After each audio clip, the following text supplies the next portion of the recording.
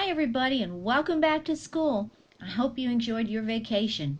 It's 2017, it's a new year, and I have some great new books to share with you in a jam-packed media moment, so let's get rolling with a brand new member of the Perfect Pick family.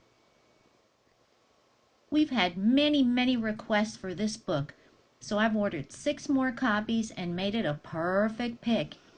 Deafo is the true story of a girl named Cece who lost her hearing when she was 4 years old. The story picks up a little bit later in her life when she has to start at a new school. Of course, a new school is scary for most kids, but especially for someone who has a giant hearing aid called the phonic ear strapped to her chest. This story is set back in the days when there were no tiny, almost invisible hearing aids. Cece feels understandably awkward and embarrassed, but then she makes a startling discovery. With the phonic ear, she can hear her teacher not just in the classroom, but anywhere in the school. The hallway, the teacher's lounge, and even the bathroom. I will leave it to your imagination how she puts this superpower to work. Deafo is a great anybody book, and I'm very proud to make it an important part of our collection. I have another Dan Poblocki book for you, and it's called Shadow House, The Gathering. You probably saw it in the book fair. Dash, Dylan, Poppy, Marcus, and Azumi don't know that some houses are more than just haunted, they're hungry. The kids think they've been summoned to Shadow House for innocent reasons, but there's nothing innocent about Shadow House. Something within its walls is wickedly wrong. Nothing and nobody can be trusted. Hallways move, doors vanish, ghosts appear, children disappear. And the way out, that's disappeared too. But Shadow House, The Gathering is more than just a regular book. You can step inside with the free Shadow House app available for your tablet or phone. There are special images throughout the book, and each one reveals a haunting in the app, where the choices you make will determine your fate. Trust me, it's very creepy. I have a great new series to introduce to you. It's an 8-book graphic novel set called Amelia Rules. Amelia McBride is 9 years old, a former New Yorker who's now living in a small town after her parents decided to get divorced. She's dealing with everything from being the new kid in school to getting her first kiss. She has her mom and her aunt, who happens to be an ex-rock star, and her friends Reggie, Rhonda, and Pajama Man. In The Whole World is Crazy, Amelia and her friends take on bullies and Santa Claus, barely survive gym class, and receive a disgustingly detailed explanation of the infamous sneeze barf. Many of you have been enjoying the Twicetold Tales series. I have one print copy of each of these titles, but we have unlimited copies in our ebook collection. In a home in the sky, once or twice upon a time, a boy named Jack lived with his mother, and they needed money. In this retelling of Jack and the Beanstalk, Jack trades something valuable for a handful of magic beans. When he plants them, a beanstalk grows tall as the clouds, and of course Jack has to climb it. So he does, straight up toward a home in the sky. If you need information about checking out our ebooks, be sure to come by the Media Center and I'll be glad to help you. All right, nonfiction fans, I know you'll be falling all over yourselves to get a copy of the next book. Gravity does lots of useful things, like keeping us on Earth and holding the entire universe together. Did you know that astronauts don't lie down to sleep? Did you know that if you went to live on a planet with more gravity, you would eventually develop a stronger heart and bones? Did you know that even you have a gravitational pull on the objects around you? Find out these facts and many more in You Wouldn't Want to Live Without Gravity. Lost in the Sun is one of the more memorable books I've read in quite a while.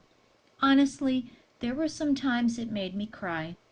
Just try to imagine what it would feel like if you accidentally killed another student while you were playing a sport. This is the story of a middle school boy named Trent who killed a friend in a freak accident during a hockey game. I'm not giving away any spoilers when I tell you that. It's right on the back of the book. It's something you find out immediately. The real story is about how Trent attempts to cope with the guilt that's tearing him apart. It's also about a girl named Fallon Little, a girl with a mysterious scar across her face, and her unlikely friendship with Trent. If you've ever watched someone at school who seems to do everything they can to self-destruct, this book might even give you some insight as to what could be going on in their head. Lost in the Sun is sometimes tough to read because you really feel the narrator's pain, but it's not a downer, and I think that if you read it, it could change you forever. If you've been reading the Michael Vey series, you'll be glad to know that Book 6, Fall of Hades, is here. Enid, Michael, and the Electro clan go on their deadliest mission yet. Some of them may not make it back. The head of the resistance, known only as the Voice, believes that the best way to wipe out the Elgin is to steal their money. That means capturing the Elgin boat that serves as a floating treasury. To do this, Michael and his friends will need help, a lot of help.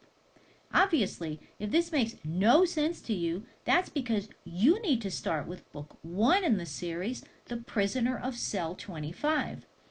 This is a great series for people who like thrillers that are full of twists, action, intrigue, and interesting characters. If you're a Maze Runner fan, you will enjoy the Michael Vey series. Okay, people, here's the straight poop on this next book. It's called You Wouldn't Want to Live Without Toilets. Did you ever think about how you'd cope if there were no toilets? Where would you go? How would you keep yourself and your house clean? This book piles on the knowledge about a piece of technology that most of us take for granted. Find out why toilets are so important, how they've improved over the years, and how they might develop in the future. You could say that this is the #1 read on number 2. Dogs have been a part of the U.S. military since World War II, and they're still leading patrols hunting for IEDs today. The author of this book has talked to top military commanders, the handlers who deployed with dogs in wars from Vietnam to Iraq, to a combat-trained therapist who brought dogs into war zones to try to prevent PTSD, and 2 veterinarians stationed in Bagram Air Base in Afghanistan. Full of amazing stories, War Dogs is a must-read for dog lovers everywhere.